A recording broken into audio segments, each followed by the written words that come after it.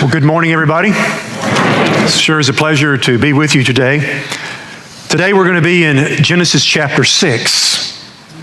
And as you know, this is our fourth message in our series entitled The Big Picture.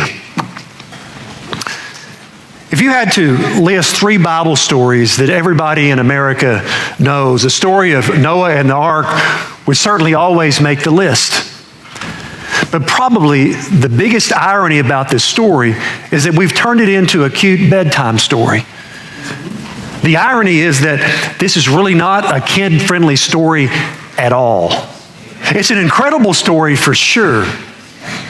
But I think by the end of this message, I might convince you that this story might not be the best one to soothe your toddler to sleep each night.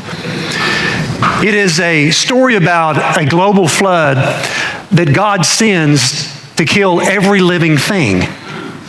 In essence, the story of the flood is about God's restarting of creation after everything had gone terribly wrong. Indeed, the flood was God's restart of creation. But it is going to fail.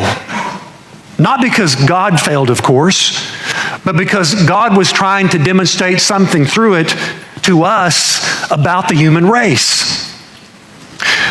There are four words in chapters 6 through 9 that perfectly summarize what happened in this story. The first is grieved, although the New International Version translates it deeply troubled. So look at verse 6. Look at chapter 6, verses 5 and 6, and let's start there. The Lord saw how great the wickedness of the human race had become on the earth, and that every inclination of the thoughts of the human heart was only evil all the time. The Lord regretted that he had made human beings on the earth, and his heart was deeply troubled. Sometimes when we hear stories of judgment, it bothers us, but not as much as it bothers God. He is literally heartbroken over it. The word for deeply troubled in Hebrew is a specific word that describes what an abandoned wife feels. Isaiah uses the exact same word in chapter 54 and verse 6. It says that God is like a wife who married young, only to be deserted, and her spirit is filled with aching pain. It's an odd word, right? Of course, to describe God, because it makes him sound so very vulnerable. It literally means unfulfilled longing, despairing frustration. And this is what we overlook. Because of man's sin, God was left with this hollow, sick feeling. And this is what God feels about our sin. Sin, like a disease, has consumed the human race. It says that their thoughts were only evil all the time. Verse 12 says that they were violent. They used their strong position to oppress the weak. And this included sexual perversion, referred to at the beginning of chapter 6. Sex just became wherever and with whomever. So God was determined to stop that. To do so, he was going to send a flood to literally cleanse the earth. You say, well, that doesn't sound very loving. Well, there's an interesting wordplay in Hebrew. The word used to describe human wickedness in verses 12 and 13 is mashit, which means they are destroyers. It's the same word used to describe what God did to the human race. He mashits the mash-eaters. He destroyed the destroyers. A lot of people in American society feel like God should never judge. For them, God should just overlook everything and just let it go. But guess what? God doesn't think that way. He doesn't look at sin the way we do, nor does he ever think the way we think.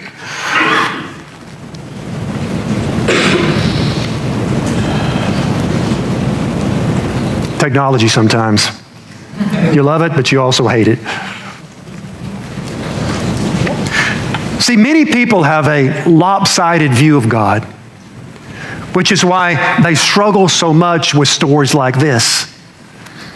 But believe it or not, there is something on earth that God loves more than individuals and their comforts. It's His glory in the universe and the justice that undergirds His throne and is the foundation of everything that He does. What we don't understand, and what people in general always fail to grasp, is that God loves His creation too much to let it persist in wickedness. And He loves glory and justice too much to let the wicked go unpunished.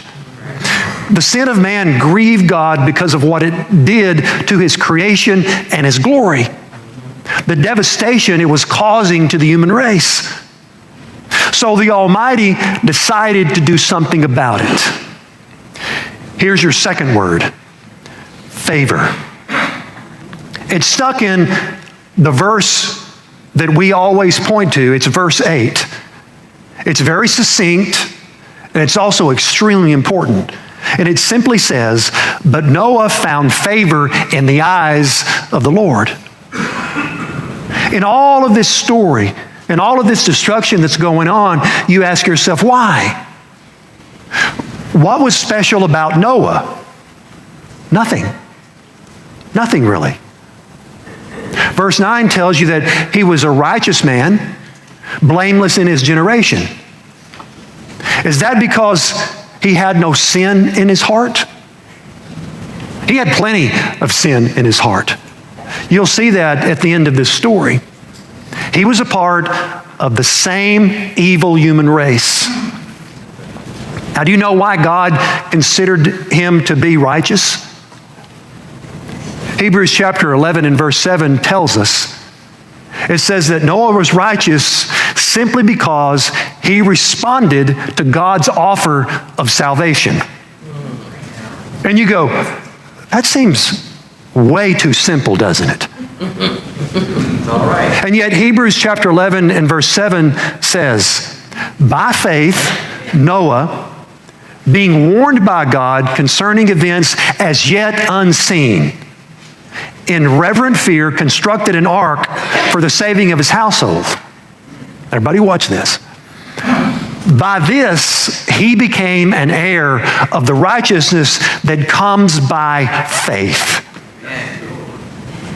Now, in your exegesis of this passage, and your interpretation of it, finding the meaning, you would underline these words, by this.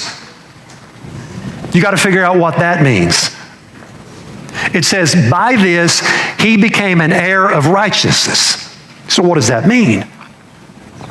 It means by his faith, he became an heir. Now, what does that mean? Well, it is the righteousness that comes not from being perfect, but that God gives to you when you believe what he says and you receive it with 100% surrender. That's always the way people become righteous. God grants righteousness as a what? A gift. He grants it to all who will believe and respond in obedience and faith and surrender to it. In other words, God did not save Noah because he was righteous. Noah became righteous because he received God's offer of salvation. All God ever asks of us is that we give him an unqualified yes. Is that your posture toward God? You say, well, I'm mostly surrendered to God. There's no such thing as being mostly surrendered to God. God only accepts one set of terms: absolute surrender. So Noah sets out, and this is important, in faith, obedience, and surrender to build, as Hebrews chapter 11 and verse 7 says. Now, we don't want to jump over this. This is radical. This was one of human history's greatest acts of faith. Think about it. How ridiculous all of this must have seemed. How ridiculous all of this must have seemed. Where did Noah live? Noah lived in the mountains. And he's building what? For what? And not only that, he worked for over 100 years to build a 500-foot long boat. Can you imagine the ridicule? But Noah did what? He endured. Even when no one else came along and everyone else ridiculed. Because that is what faith does. It's not the initial yes that shows you have faith.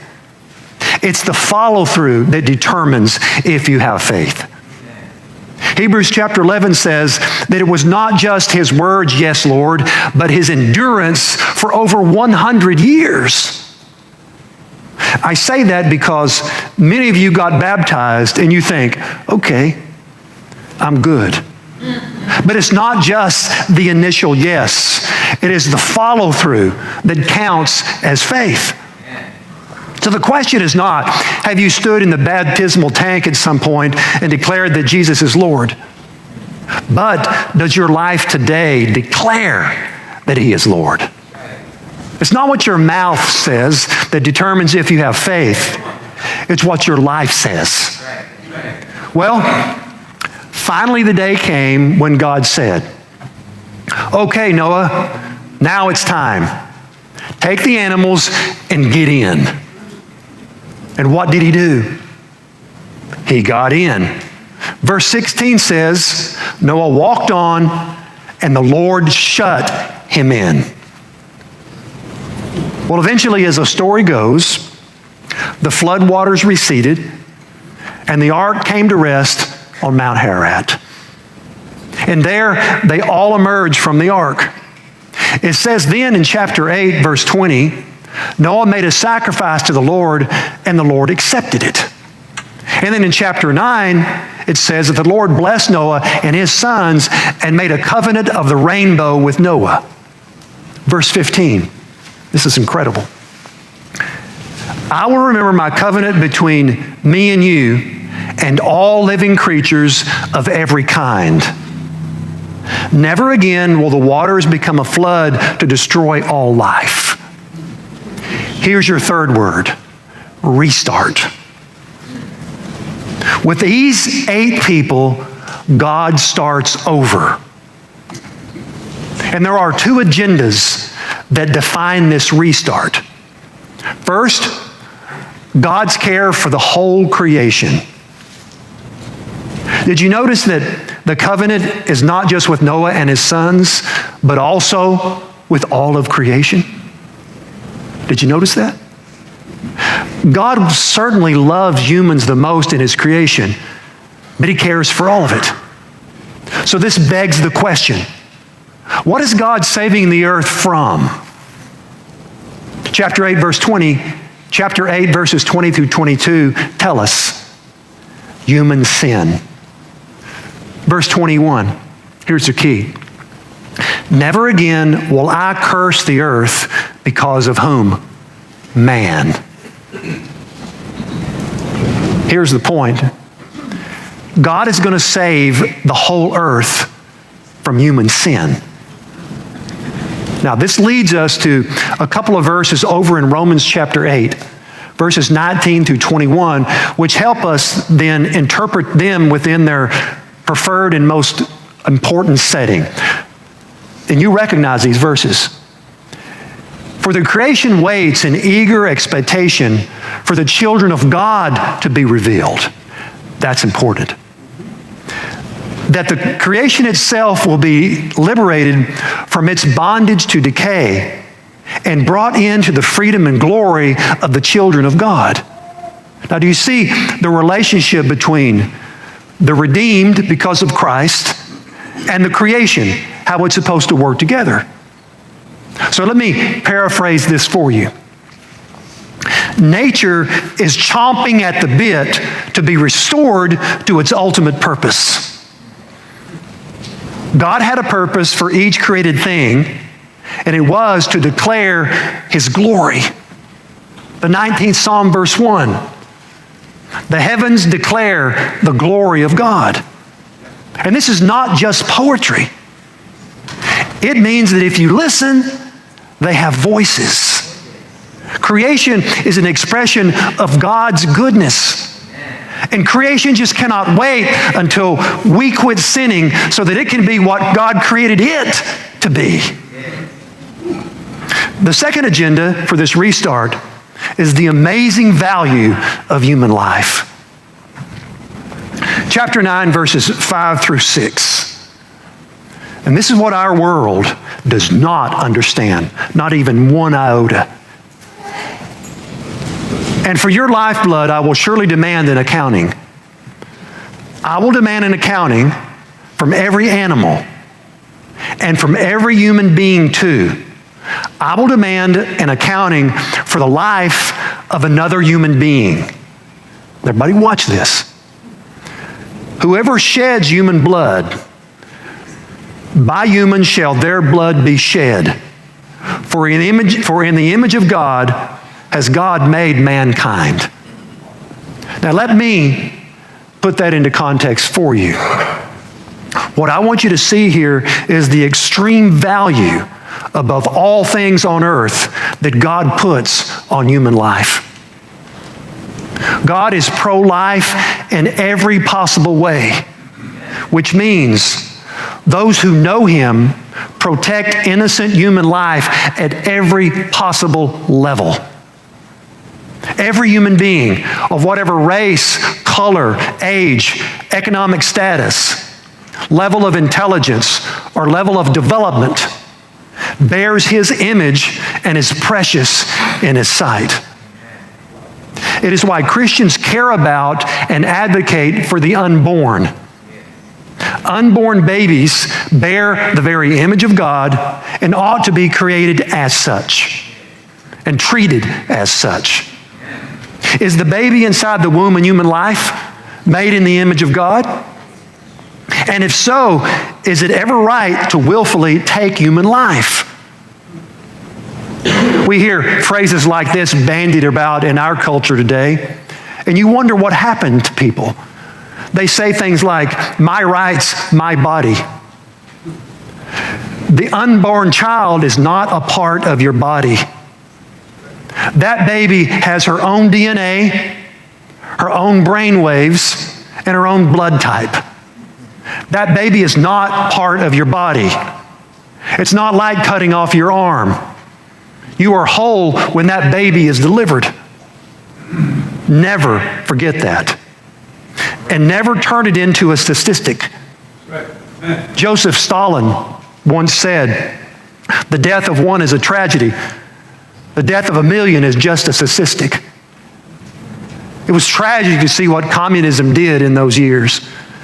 But it's also tragic to see what has happened in our country and in Europe in the last 40 to 50 years. It is tragic. And it is as chilling today as it was in the days of the Soviet Union when all of this was going on. It's just that Americans and Europeans have become so numb to it and so programmed by secular society that they don't even know what being a human really is. See, we who live are given two agendas in this restart. Care and develop for the creation and put extreme value on human life. Now, how do you feel like we as a society are doing with those two since Noah? Which leads us to the fourth word, failure. The first thing that he said in chapter 8, verse 21 is this: never again will I curse the ground because of humans, even though every inclination of the human heart is only evil all the time. Now, that sentence doesn't make much sense, does it? I mean, you would expect it to say, I am not going to destroy the earth again because I know man is going to do much better this time around. Instead, he says, I know man is still evil, so I won't destroy the earth again. I will have to pursue a different direction and a different solution. God says destroying the wicked won't work.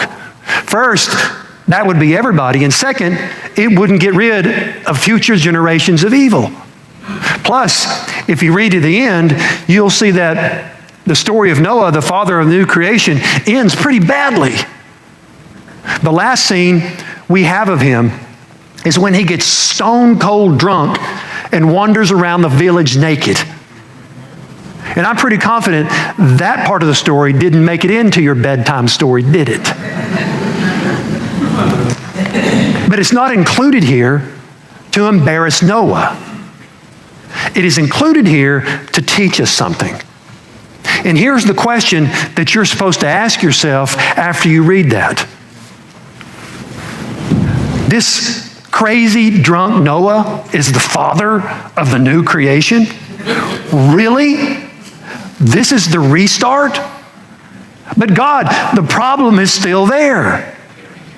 So God, in this story, points to the need for a completely new kind of salvation. And the clue is in chapter 9, verse 13. I have set my rainbow in the clouds, and it will be the sign of the covenant between me and the earth. Now, this is where it gets incredibly interesting. The word for bow, which we have rainbow, used here is not the word for rainbow. It's the Hebrew word kesed, and it means a war bow or a battle bow, as in a bow and an arrow. But a rainbow, of course, is shaped like a war bow. What God says is that the rainbow shows us that God has laid down his war bow in the heavens. In other words, God will not establish or accomplish ultimate salvation by shooting arrows of his wrath into man. In fact, if you look at this rainbow like a bow, you will see that it's pointed back toward heaven. God will one day wipe out evil from the earth by taking the arrows of his own wrath into himself. And that is where you start to see hints about Jesus all throughout this story. Jesus will one day come like Noah, just he's better. And like Noah, he will obey God even though no one understands him. And through his obedience, he will provide the ark of salvation. But unlike Noah, he will succeed all the way to the end. His life will not end in a drunken stupor, but in him saying to God, not my will be done, but yours. Like Noah's ark, he will shield us from the storm of God's wrath and lift us up above the waters of judgment. But unlike Noah, that ark that shields us from the wrath of God will not be gopher wood, but his own torn flesh. He will lift us up above the waters of judgment because Jesus will be submerged into them. And like Noah, he will emerge from the storms of God's judgment and begin a new creation. But unlike Noah, this new race will have hearts whose thoughts are not only evil all the time. We will be new creations, formed in his likeness, in his image, and reflecting his glorious love. And so the question for you is this: have you entered into the ark of safety? Because God has provided Jesus as the ark. And one day, just as he did in Noah's generation, he will shut that door and there will be no more chances given. This is why we preach the gospel. This is why this is so incredibly important. This is why we never underestimate nor underdimension the power of the gospel of Jesus Christ. It is the only thing that saves us. For the life of me, I cannot understand ever why people do not see that we cannot save ourselves. We are only evil all the time until we come to Christ. And only then, because of the power of God through the Holy Spirit, can we do it with God's help. But in this, we can't.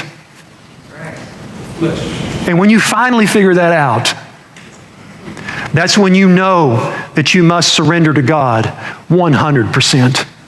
It's not mostly, it's all the way. And it's not just the yes today, it's the yes tomorrow and the next week and the next month and the next year. And if God gives it to us, years and years. Just as Noah did it for 100 years, so shall we. So if you've not lived this way, if you've not understood this, today's your day to make your life right with God. If the shepherds can help you, please come forward. Or if you'd like to mention something in private, please go in the back. Or if you'd like to come to the ark of your safety, Jesus Christ, we provide that moment for you too. If you need to, would you please come now as we all stand and sing.